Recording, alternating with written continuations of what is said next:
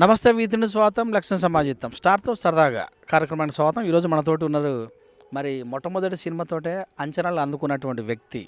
కలియుగ సినిమా మరి డిసెంబర్ 6 రోజు రిలీజ్ చేసి ప్రేక్షకుల మనసు దోచుకున్నటువంటి సినిమా. మరి 2013 నుంచి కూడా ఒక 7 సంవత్సరాల వరకు కూడా అదే కథ మరి ప్రజలను మెప్పించినటువంటి డైరెక్టర్ గారు ఎంఏ తిరుపతి గారు మనతోటి ఉన్నారు. వారిని అడిగి తదుపరి చిత్ర ప్రణాళిక ఎప్పుడు, మరి డైరెక్టర్ కాకముందుకు డైరెక్టర్ అయిన తర్వాత ఎలా ఉందో తెలుసుకుందాం.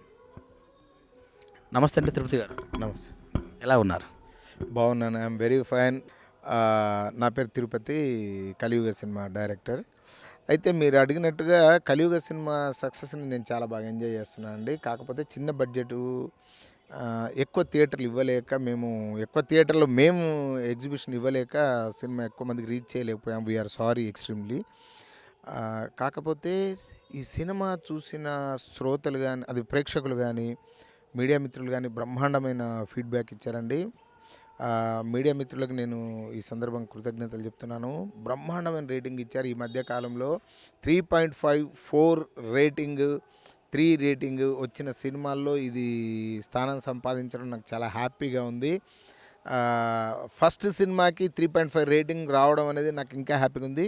ఇంకోటి నాకు వచ్చే బెస్ట్ అపోలాజీ ఏంటంటే, ఒక సోషల్గా జరుగుతున్న ఇన్సిడెంట్స్ మీద, అమ్మాయిల మీద జరుగుతున్న అఘాయిత్యాల మీద సినిమా తీసినందుకు నన్ను చాలామంది అప్రిషియేట్ చేశారు. చాలామందికి మంచి అవేర్నెస్ తీసుకొచ్చే సబ్జెక్ట్ని నువ్వు సినిమాగా చేసావు అనుకొని చాలామంది మెచ్చుకున్నారండి. అది ఐఎమ్ వెరీ హ్యాపీ. 2019లో జరిగిన సంఘటన, కానీ 2013లోనే కథ రాశారు. ఈ కథ అంశం మీకు ఎలా తట్టింది? అయితే ఇక్కడ విషయం ఏంటంటే, నేను ఈ కథ పాయింట్ నా మదిలో మెదిలింది వచ్చేసి 2008, 2009లో అండి. కానీ నేను కథ రాయడం అదంతా 2013 కల్లా పూర్తయిపోయింది. కానీ అది సినిమాగా చేసి సినిమా విడుదలయ్యే సమయానికి ఎగ్జాక్ట్లీ ఆ సినిమా విడుదల రోజే ఆ నలుగురిది దుర్ఘటన జరగటము, ఆ ఆడియో రిలీజ్ ముందు రోజు ఆ అమ్మాయి ఇన్సిడెంట్ జరగటము, ఈ సినిమాలో ఈ అమ్మాయి పాత్ర డాక్టర్గా ఉండటము, ప్లస్ ఆ బయట జరిగింది కూడా ఒక డాక్టర్ అమ్మాయి అవ్వటము, పెట్రోల్ పోసి అంటించడం, ఇవన్నీ ఒకే కోయిన్సైడ్ అవ్వడం అనేది యాదృచ్ఛికంగా జరిగిందండి. కానీ అలాంటిది జరిగినందుకు నేను మానసికంగా చాలా కృంగిపోయాను కూడా. అలాంటిది జరగవద్దు, అలాంటి విషయాల్లో అమ్మాయిలకు కానీ మహిళలకు కానీ మంచి అవేర్నెస్ రావాలి, 10 మంది ఆలోచించేలాంటి సినిమా చేయాలన్న ఉద్దేశంతోనే నేను ఆ కథ రాయడం జరిగింది. నాకు అంటే నేను కథ రాశాక అలాంటి ఇన్సిడెంట్ జరగడం కాదండి, చాలా గతం నుండి కూడా ఇలా అమ్మాయిల మీద అఘాయిత్యాలు చేయటం, అత్యాచారాలు చేయటము, హత్యలు చేయటం ఇలాంటివి జరుగుతున్నాయి. అలాంటి చాలా సన్నివేశాలు నన్ను కలిచివేశాయి. సో ఆ బాధలో నుండి వచ్చిన కంటెంటే ఈ కలియుగ కథ అండి. ఇలాంటి నేరాలు మళ్ళీ ఈ సొసైటీలో జరగొద్దని ఆ దేవుని ప్రార్థిస్తున్నాను. మొత్తమే చూస్తే అమ్మాయిలపైన జరిగిన అగత్యాలు చాలా సినిమాలు, కొన్ని సినిమాలు కూడా చూపెట్టారు. ఒక సినిమా 2-3 సినిమాలు కేవలం చెల్లెల కోసమే వచ్చినటువంటి సినిమాలు. మరి మీరు కలియుగ కానీ ఇట్లా ఇన్సిడెంట్స్లు తీసుకొని రాయటం జరిగింది కదా.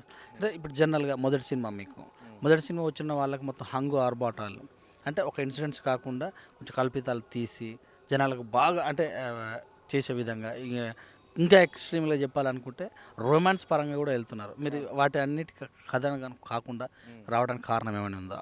ఏంటంటే, ముందు నా ఆలోచన విధానము ఇలా రిఫ్లెక్ట్ అవ్వడానికి కారణం ఏంటంటే, మా అమ్మ నాన్నల పెంపకం అండి. వాళ్ళు చాలా మోరల్స్, నైతికత కలిగిన ఉన్నతమైన వ్యక్తులు మా అమ్మ నాన్నలు. వాళ్ళు పెంచిన విధానము, నేను చదువుకున్న school APR residential Nagarjuna Sagar school, diploma వచ్చేసి వరంగల్లో చేశాను. నేను చదువుకున్న కాలేజీ కానీ, చదువుకున్న స్కూల్ కానీ ఒక మంచి సంస్కృతి సాంప్రదాయాలకి, నైతిక విలువలకి పెద్దపీట వేసిన పాఠశాలలండి. చదువులో కూడా అత్యద్భుతమైన జరిగింది. ఇంకొకటి ఏంటంటే, మిగిలిన సినిమాలు సినిమా అంటేనే కమర్షియల్ ఎలిమెంట్ అండి. వాళ్ళు కమర్షియల్ దృక్పథంతో వాళ్ళకి నచ్చిన అంశాలని వాళ్ళ సినిమా తీస్తారు, దాన్ని మనం తప్పుపట్టలేము. కానీ నేను ఈ సినిమా కాదు, ఇంక ఏ సినిమా చేసినా కూడా ఒక సాంఘిక జాగృతి చేసే దృక్పథంతో కథలు రాస్తాను. అది ఎందుకో నా బాడీలో నేను బిల్ట్ ఉందేమో నాకు తెలీదు. బట్ సమాజానికి ఒక మంచి విషయం తెలియజేయాలన్న అంశం మాత్రం కథలో మిళితం చేస్తాను. అలాగని కమర్షియల్ ఎలిమెంట్స్ మాత్రం మిస్ చేయనండి. చూసిన ప్రతి ప్రేక్షకుడు మొదటి నిమిషం నుండి చివరి నిమిషం వరకు ఉత్కంఠగా సినిమాను చూసేలాగా కథ రాయడం అనేది చేస్తాను. ఖచ్చితంగా నెక్స్ట్ సినిమాలో అత్యంత అద్భుతంగా ఒక సోషల్ మెసేజ్ తోటే, ఒక సోషల్ కంటెంట్ తోటే ఒక కమర్షియల్ మూవీ చేస్తాను. దానికోసం ఎదురు చూస్తున్నాను. కథ రాశారా? ఈ దర్శకత్వం ప్రయత్నాల్లో డైరెక్టర్గా ప్రయత్నాలు చేసే ప్రాసెస్లోనే ఒక కథ కంటే ఇంకో కథ, ఇంకో కథ అని అలా రాస్తూ వెళ్తున్న ప్రాసెస్లో నాకు దగ్గర దగ్గర ఒక 15 కథలు 20 కథల వరకు బ్యాంకింగ్ అయ్యి ఉన్నాయి, రైటింగ్ రాసి పెట్టుకున్నానండి. ఒక్కొక్క కథ ఒక్కొక్క సొసైటీలోని ఒక ఎలిమెంట్ మీద నేను బ్యాక్డ్రాప్గా తీసుకున్నాను. మానవ సంబంధాల మీద, ఆర్థిక వ్యవస్థ మీద, ఆరోగ్య వ్యవస్థ మీద, ఇట్లా రకరకాల వ్యవస్థల మీద దాన్ని మెయిన్ బ్యాక్డ్రాప్గా పెట్టుకొని దాని చుట్టే ఒక లవ్ స్టోరీ, ఒక ఫ్యామిలీ డ్రామా, ఒక ఎమోషనల్, అలా డిఫరెంట్ కాన్సెప్ట్స్తో స్క్రిప్ట్ రెడీ చేసి పెట్టుకున్నాను. ఇప్పుడు యాక్చువల్లీ కలియుగ సినిమా కూడా నాని గారు అండ్ శర్వానంద్ గారి కాంబినేషన్లో చేయాలనే ఆలోచన నాకు ఉండేదండి. బట్ నాకున్న పరిస్థితులకు నేను వాళ్ళని రీచ్ అవ్వలేకపోయాను. ఖచ్చితంగా అతి తొందరలో నాని గారితో, శర్వానంద్ గారితో, నితిన్తో, నాగశౌర్యతో, నిఖిల్తో, శ్రీ విష్ణు గారితో, వీళ్ళందరితో కూడా సినిమాలు చేసి, అల్లు శిరీష్ గారితో వీళ్ళతో సినిమాలు చేసే అవకాశం వస్తుందని ఆశిస్తున్నాను. వాళ్ళకి సరిపోయే కథలు కూడా సిద్ధంగా చేసుకొని రెడీగా ఉన్నాను. I'm waiting for opportunity. జనరల్గా కథాంశము ఎంత స్టఫ్ ఉన్నా కూడా వెల్ విషన్ అంటే తెలిసిన వ్యక్తులు, వెల్ నోన్ వ్యక్తులు హీరోలు అయితేనే ముందుకెళ్తాయి అన్న కథాంశం మీ దృష్టికి ఏమైనా వచ్చిందా? ఖచ్చితంగా అండి, దాంతో నేను ఏకీభవిస్తున్నాను. ఎందుకంటే నిజానికి ఇప్పుడు కలియుగ సినిమాలో కనుక ఒక స్టార్ ఇమేజ్ ఉన్న హీరోలు కనుక ఉంటే ఈ వారం రోజులే కాదండి, ఈ నెల రోజులు, ఈ సంవత్సరం అంతా ఆ సినిమా గురించి, అందులో జరిగిన సాంఘిక విషయాల గురించి ప్రజలందరూ చర్చించుకునే స్థాయిలో అది విజయం సాధించేదండి. ఇప్పుడు ఇమేజ్ లేని కొత్త ఆర్టిస్టులు అందులో ఉండటం వల్ల జనాలకు రీచ్ అవ్వడం కూడా ఎక్కువ రీచ్ అవ్వలేదు. బట్ సహృదయంతో అర్థం చేసుకొని దానికి మంచి రేటింగ్స్, మంచి రివ్యూస్ ఇచ్చిన మీడియా మిత్రులకు నేను ఎప్పుడు రుణపడి ఉంటానండి. అయితే ఇప్పటివరకు మరి మిమ్మల్ని నమ్మి మీ మీద సినిమాకు బడ్జెట్ పెట్టినటువంటి వ్యక్తులు సంతృప్తిగా ఉన్నారా? మొత్తం ఎలా అనిపిస్తుంది? ఖచ్చితంగా అండి. ఫస్ట్ సినిమాని కమర్షియల్ హిట్ చేయాలని నేను ఆలోచించే విధానంలోనే ప్రొడ్యూసర్ యొక్క సేఫ్టీ చూస్తానండి. ఎందుకంటే బిజినెస్ అనేది ఒక బ్యాలెన్స్ షీట్ లాంటిదండి. ఇన్కమ్ ఎంత, అవుట్ గోయింగ్ ఎంత అనే దాని మీదే బిజినెస్ ఆధారపడి ఉంటుంది. సో పెట్టిన పెట్టుబడికి వచ్చే రాబడికి బ్యాలెన్స్ అయ్యి ఇంకా లాభాల బాట ప్రొడ్యూసర్ పట్టగలిగినప్పుడే సినిమా పరిశ్రమ పచ్చగా ఉంటుందని నేను ఆలోచిస్తాను. నేను ఎప్పుడు కూడా నిర్మాతల డైరెక్టర్గా ఉండడానికే ప్రయత్నం చేస్తానండి.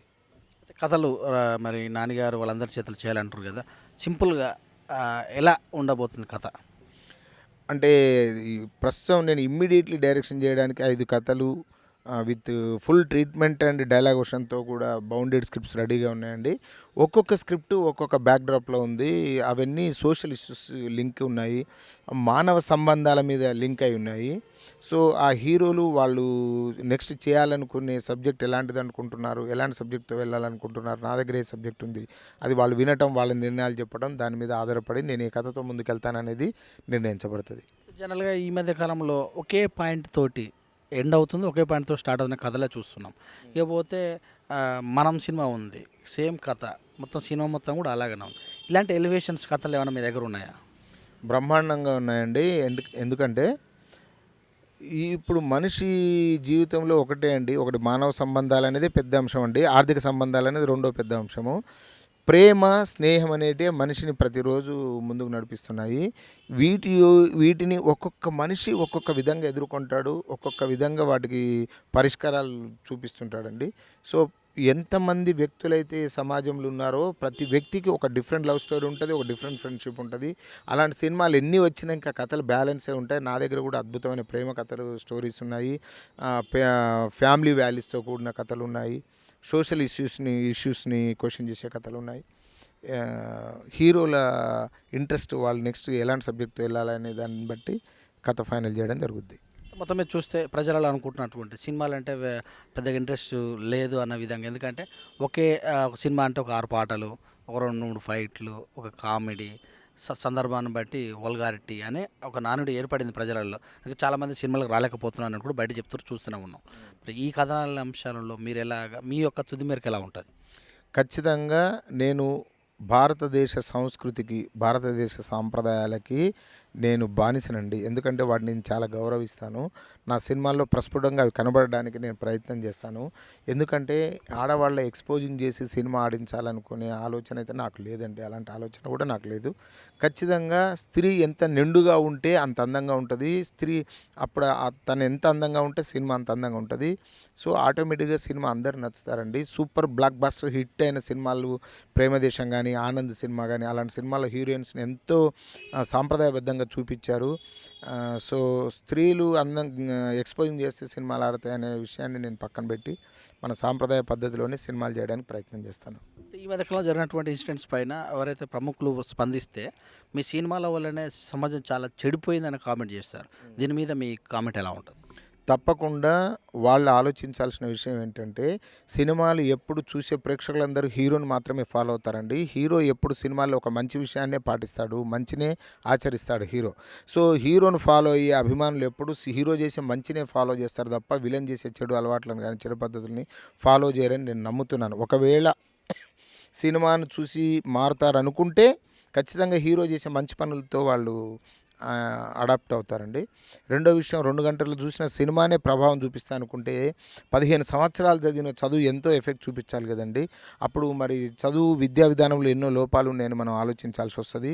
ఇలా ఆలోచించే ప్రతి మేధావి ఇప్పుడు ఆలోచించాల్సిన విషయం ఏంటంటే, 7వ తరగతి నుండి డిగ్రీ పూర్తయ్యే వరకు ప్రతి సంవత్సరం ఒక సబ్జెక్టు మోరల్ వాల్యూస్ మీద, స్త్రీకి ఇవ్వాల్సిన గౌరవం మీద, సాటి మనుషులతో మలగాల్సిన పద్ధతి మీద, పర్సనాలిటీ డెవలప్మెంట్ మీద, సంస్కృతి మీద, నైతికత మీద అద్భుతంగా ఒక సబ్జెక్ట్ ఉండాలి. ఆ సబ్జెక్ట్లో మినిమం 50 మార్క్స్ వస్తే కానీ ఫర్దర్ క్లాస్కి ఫార్వర్డ్ చేయకుండా అలా స్ట్రిక్ట్గా ఉంటే మాత్రం ఖచ్చితంగా అది జీవితంలో మార్పు తీసుకొస్తుంది.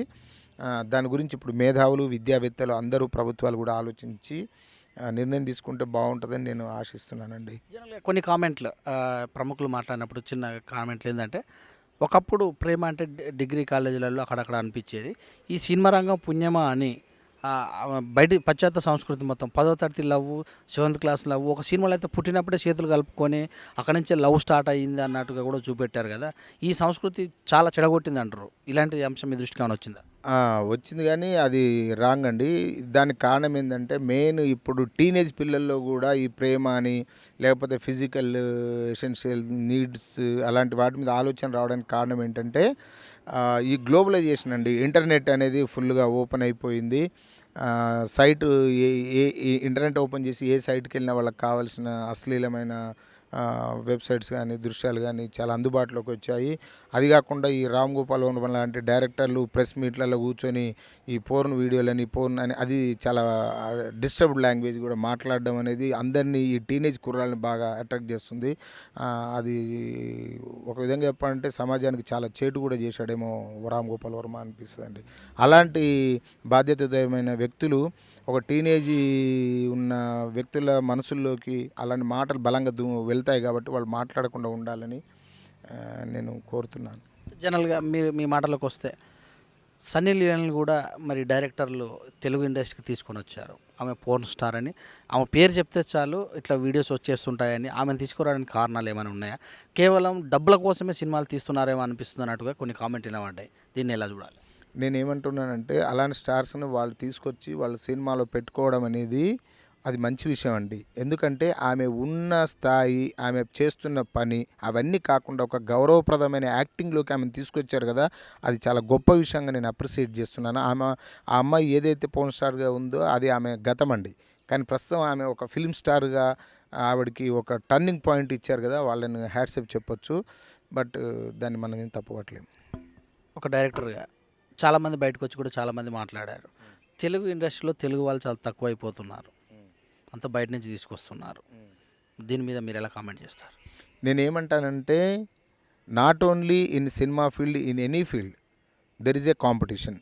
ఇప్పుడు ఐటీ ఫీల్డ్ ఉందండి. దానికి తెలుగు, తమిళ్, మలయాళం, హిందీ అని లేదండి. యూఎస్ఏ వాళ్ళు వచ్చి ఇక్కడ కంపెనీస్ పెడుతున్నారు, ఇక్కడ వాళ్ళు వెళ్ళి అక్కడ కంపెనీస్ పెడుతున్నారు. ఇది కాంపిటీటివ్ వరల్డ్ అయింది. వరల్డ్ మొత్తం ఒక విలేజ్ అయింది.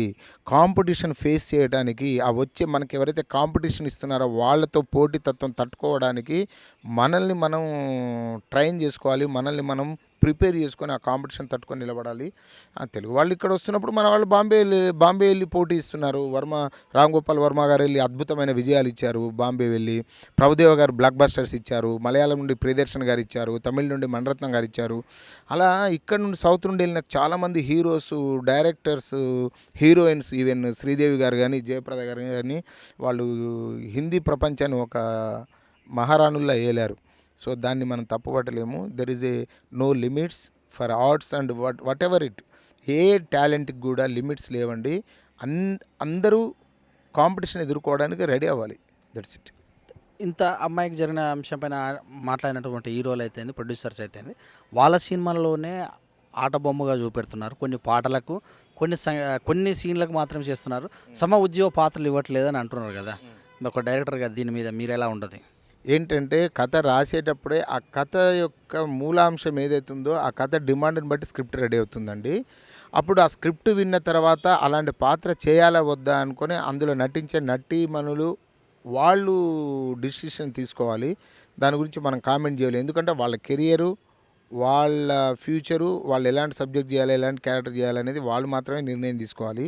కథ రాసుకొని ఆ కథలో తన పాత్రలు, ఆ కథనం అవన్నిటి నిర్ణయించుకోవాల్సింది దర్శకుడు అండి. ఇప్పుడు ఎవరికి జరిగే నష్టం, ఎవరికి జరిగే లాభం వాళ్ళ వ్యక్తిగతం అండి. దాన్ని వేరే వాళ్ళు నిర్దేశించలేరు. లేడీస్ ఓరియంటెడ్ కథలు ఏమన్నా మీరు ప్లాన్ చేసే అవకాశం ఉందా? ఖచ్చితంగా నా దగ్గర అద్భుతమైన ఒక ఫీమేల్ ఓరియంటెడ్ సబ్జెక్ట్ ఉందండి. ఇది కూడా ఒక సామాజిక దృక్కోణం నుండే దాన్ని నేను కథ రాశాను. But it is out and out entertainment script అండి. ఒక 2-3 హీరోయిన్స్తో కూడా అది డిస్కషన్ జరుగుతూ ఉంది. అది ప్రొడ్యూసర్ గారు ఎవరితో వెళ్ళాలి ఏంటి అనేది డిసైడ్ చేసే అవకాశం ఉంది. అది కూడా త్వరలో అనౌన్స్మెంట్ వస్తుంది. It is a full entertainment script. Okay. నిర్మాతలు ఎవరెవరితో అనుకుంటున్నారు? మీరు హీరోలు అంటే చెప్పేశారు. నిర్మాతలు ఎవరితో ముందుకు వచ్చారు, లేకపోతే మీరే ప్రొడ్యూసర్ ఉండే అవకాశం అన్న? నేను ఇప్పుడు ప్రొడ్యూస్ చేసే అవకాశం లేదండి. It will take some time. But ప్రస్తుతం అయితే ఒక మంచి ప్రొడక్షన్ హౌస్లో మంచి ప్రమోషన్ తోటి అద్భుతమైన రిలీజ్ చేయగలిగే ప్రొడ్యూసర్స్తో సినిమా చేయాలని ఆలోచిస్తున్నాను. ఎందుకంటే ఈ నా మొదటి సినిమా కలియుగ సినిమాకి నేను సరైన ప్రమోషన్ దొరక్క, సరైన పబ్లిక్ రీచ్ దొరక్క నేను కొంచెం ఇలా చెప్పవలసి వస్తుంది. బట్ మంచి రిలీజ్ చేయగలిగిన కంపెనీతో సినిమా చేయాలని మాత్రం అనుకుంటున్నాను. ఎక్స్పీరియన్స్ వచ్చినట్టేనా మొత్తం ఈ కలియుగ సినిమాతోటి? అన్ని క్రాఫ్ట్లు తెలిసినట్టేనా? తెలియడం అనేది డైరెక్టర్ అయ్యాక తెలియడం అనేది ఏముండదండి.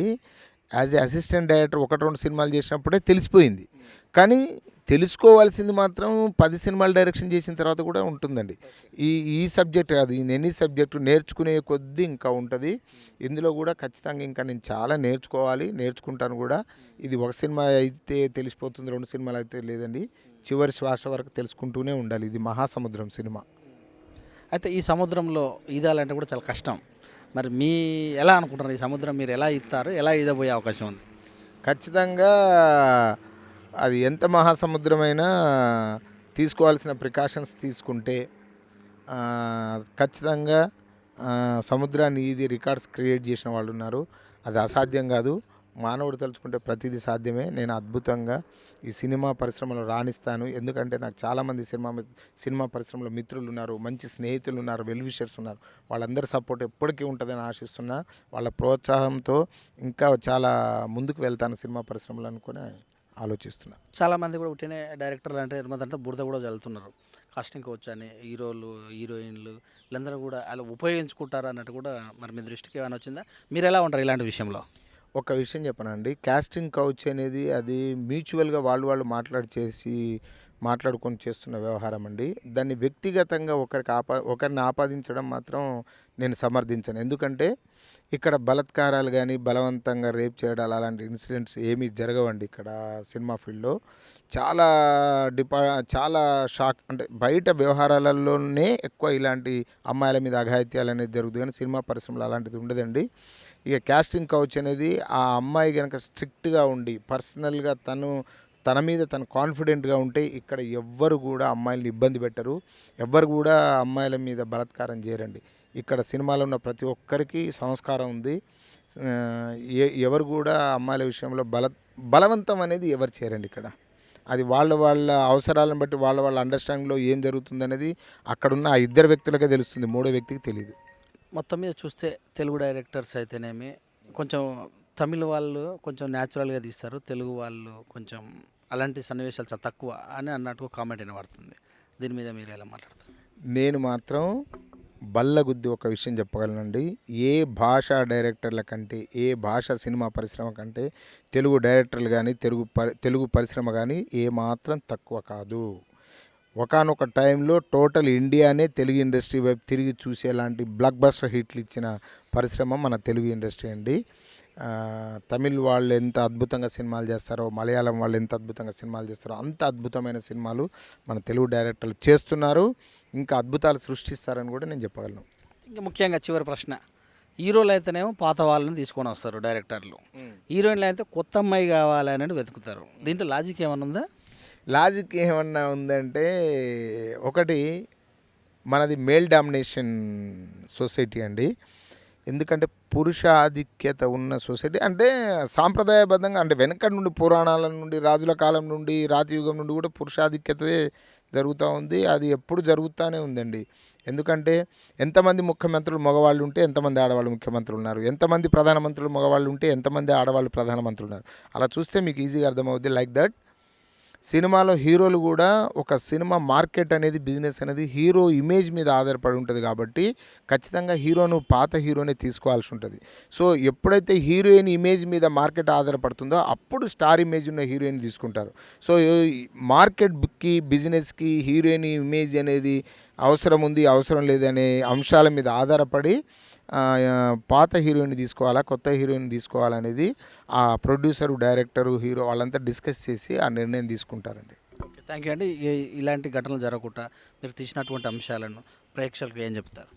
దయచేసి ప్రేక్షకుల కంటే నేను కేంద్ర ప్రభుత్వాలకు, రాష్ట్ర ప్రభుత్వాలకి ఒక విన్నవించేది ఏంటంటే, ఏవైతే మహిళల పైన కానీ లేకపోతే బాలల మీద కానీ ఏవైతే చట్టాలు వస్తున్నాయో ఆ చట్టాలు అందరికీ తెలుస్తుంది, కానీ వాటికి పదే పదే కొంచెం ప్రమోషను, కొంచెము జనాల్లోకి తీసుకెళ్లే విధానం ఉంటే బాగుంటుంది అనిపిస్తుంది. దానికోసం ఏంటంటే, ప్రతి సినిమా ముందు 2 నిమిషాల స్మోకింగ్, డ్రింకింగ్ సంబంధించిన యాడ్ ఎలా ఉంటుందో, ఏదైనా ఒక కొత్త చట్టం వచ్చినప్పుడు ఆ చట్టానికి సంబంధించిన వివరణ ఒక 2 నిమిషాలు ప్రతి సినిమా ముందు కూడా ఈ స్మోకింగ్ యాడ్ లాగే దాన్ని కూడా జైన్ చేస్తే బాగుంటుందని నాకు ఒక ఆలోచన అండి. అది ప్రభుత్వాలు తీసుకోవాల్సిన నిర్ణయం. Thank you sir, thank you very much. ఇదే మరి కలియుగ డైరెక్టర్ ఎంఏ తిరుపతి గారు చెప్పినటువంటి విషయాలు. దిశ సంఘటన ముందు కంటేనే కథ రాయడం జరిగింది. సమాజంలో జరుగుతున్నటువంటి అనుచితమైన ఆలోచించి రాశాను. దురదృష్టవశాత్తు మేము రిలీజ్ చేసే ముందు రోజు అలాంటి సంఘటన జరగడం చాలా బాధాకరంగా ఉంది. కథలు చాలా ఉన్నాయి. నాని గారితోటి, శర్వానంద్ గారితోటి, శిరీష్ తోటి, మరి చాలామంది హీరోలతో తీయాలన్న కోరిక ఉంది. వాళ్ళందరినీ త్వరలోనే మరి కథలు చెప్తాను. రాబోయే రోజుల్లో మంచి డైరెక్టర్గా పేరు తెచ్చుకుంటానని తెలియజేశారు. చూస్తాను with news, cameraman Naveen, cameraman క్రాంతితో మీ సురేష్ దండు. ఎంత V3 న్యూస్ లక్ష్యం సమాజ హితం.